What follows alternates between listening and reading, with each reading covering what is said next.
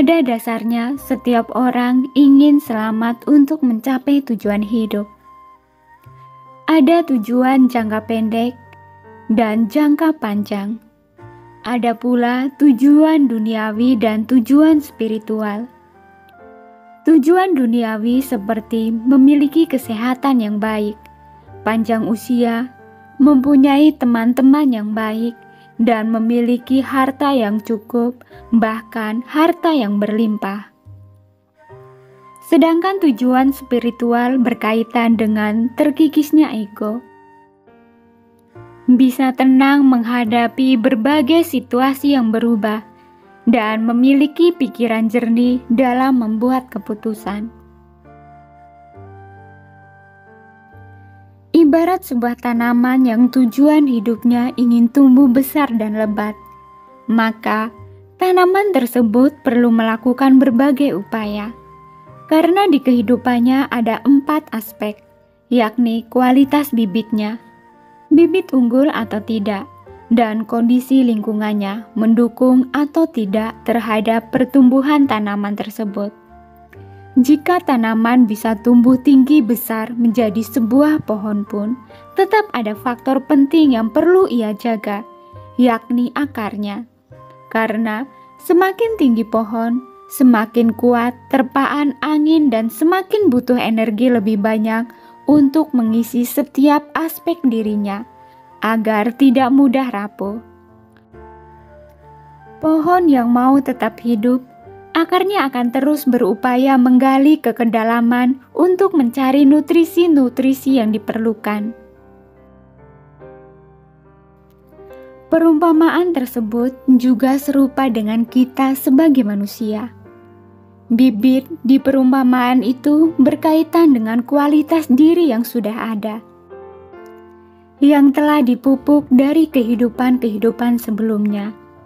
Jika kualitas diri kurang, maka di kehidupan ini perlu lebih giat bekerja atau beraktivitas untuk menutup kekurangan tersebut, baik dengan terus memperdalam pengetahuan dan keterampilan agar tidak mudah tertipu dan dapat menjalankan aktivitas dengan lebih baik, maupun memperdalam kitab suci yang berisi petuah-petuah bajik untuk meningkatkan kebijaksanaan sehingga tahan banting, sistem kekebalan tubuh dan batin meningkat.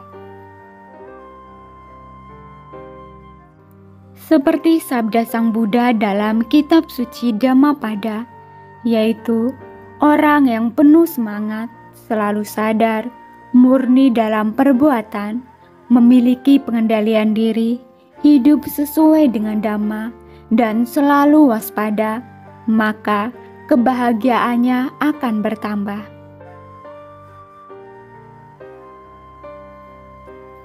Sama seperti akar yang sebagian besar ada di dalam tanah, tidak kelihatan, begitu pula manusia yang batinnya tidak terlihat kasat mata biasa. Maka perlu menggali batin ke dalam diri. Perjalanan ke dalam diri seperti perjalanan ke suatu tujuan yang melewati berbagai tempat sebelum sampai ke tujuan tersebut.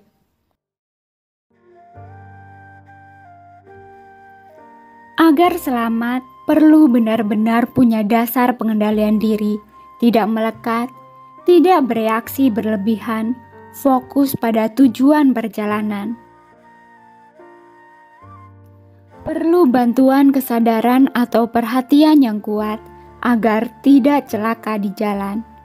Dalam perjalanan akan ditemui hal-hal yang berguna, namun banyak juga ditemui hal-hal yang tidak berguna. Namun kelihatannya menarik perhatian. Ketika kesadaran lemah, maka bisa mampir ke yang tidak berguna tersebut, dan akhirnya bisa lupa dengan tujuan awal perjalanan.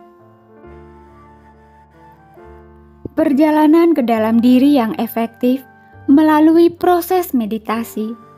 Karena di dalam meditasi, beberapa kondisi awal sudah diterapkan, sehingga mendukung proses perjalanan ke dalam diri, seperti menutup mata, tidak berbicara, diam dan tidak melakukan aktivitas apapun, sehingga energi diri hampir seluruhnya dipakai untuk memperhatikan gejolak pikiran, mengurangi pikiran-pikiran tidak bermanfaat, memperbanyak pikiran bermanfaat, dan meningkatkan kebijaksanaan. Ketika menelusuri peta kehidupan untuk mencapai tujuan, dalam hidup ini terdapat dua versi peta kebenaran. Kebenaran sesaat yang berubah sesuai dengan waktu, komunitas, dan keadaan. Kebenaran ini perlu diikuti karena seperti pepatah mengatakan, lain ladang, lain belalang, lain lubuk, lain ikannya.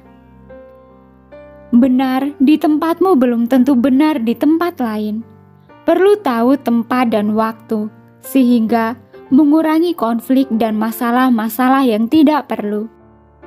Jadi, orang yang berguna bukan versi diri sendiri, namun versinya sesuai tuntutan kebutuhan, baik sebagai karyawan, penjual, restoran, pengurus, dan seterusnya.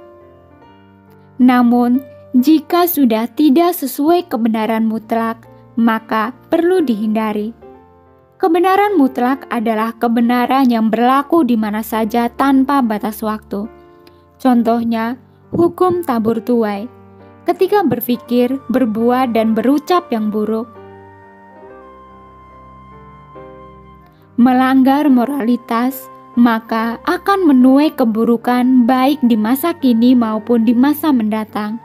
Untuk itu, ketika kebenaran sesaat telah menyimpang dari kebenaran mutlak, orang bijak akan memegang teguh kebenaran mutlak agar terhindar dari akibat buruk yang menimpanya.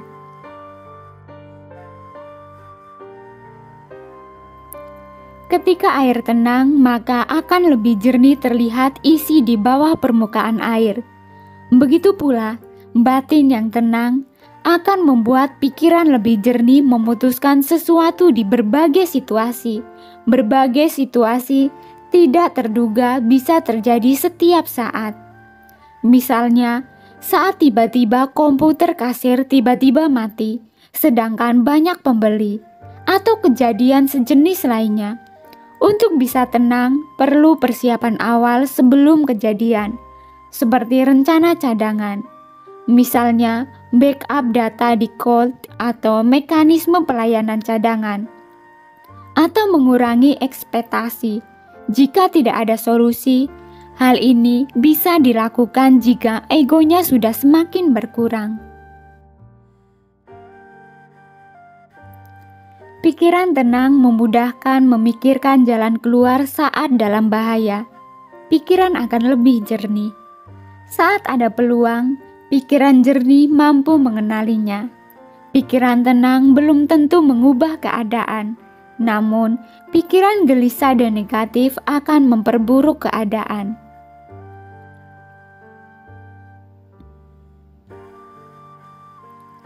Alam tidak bisa dilawan. Penakluk laut bukanlah pelawan alam, namun sudah memahami laut sehingga bisa memanfaatkannya untuk keselamatan perjalanan. Lingkungan tidak akan selalu sesuai dengan yang kita mau, maka persiapkan diri agar mampu menghadapi lingkungan yang berubah. Contoh kecilnya, cek kendaraan yang akan dipakai apakah cukup baik di jalan atau tidak. Jika semua sudah dipersiapkan, saat terjadi kondisi tak diinginkan, minimal tidak sampai fatal akibatnya.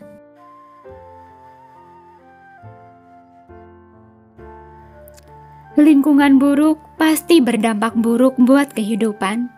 Namun, batin yang terampil akan berupaya berbagai cara membuat pelindung, bersekutu dengan yang bijak, tinggal di tempat yang sesuai, dan kreatif mencari solusi terbaik dari kondisi buruk.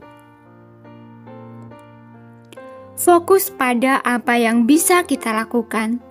Tidak semua situasi bisa kita kuasai. Sebagai contoh, misalkan saat macet lalu lintas, dan saat itu kita tidak bisa berbuat apa-apa terhadap macet itu. Kita bisa menjaga pikiran agar tetap jernih. Saat pikiran jernih, mudah memancarkan aura positif, cinta kasih dan welas asih. Saat pikiran keruh, banyak petunjuk kadang gagal dipahami sebagai petunjuk. Setiap orang bisa menjadi kuat dan lentur. Diri yang rapuh mudah bunuh diri, ibarat kaca yang mudah pecah. Kekuatan dan kelenturan diperoleh dari 1. Mempelajari kitab suci yang berisi kata bijak dan contoh kehidupan yang saling mengasihi. 2. Menghadapi lingkungan dengan bijak. Misalnya, tidak ke tengah laut jika belum bisa berenang. 3. Melatih diri dengan meditasi. Berbuat salah pasti berakibat, namun batin yang kuat akan bangkit memperbaiki. Tidak membiarkan terbawa pada penyesalan berlarut yang makin memperburuk keadaan. Ada sebuah ungkapan yang sangat menarik. Memang baik menjadi orang penting, namun lebih penting menjadi orang baik. Kebaikan datang dari pikiran yang jernih, bebas dari keserakahan, kebencian, dan kebodohan batin.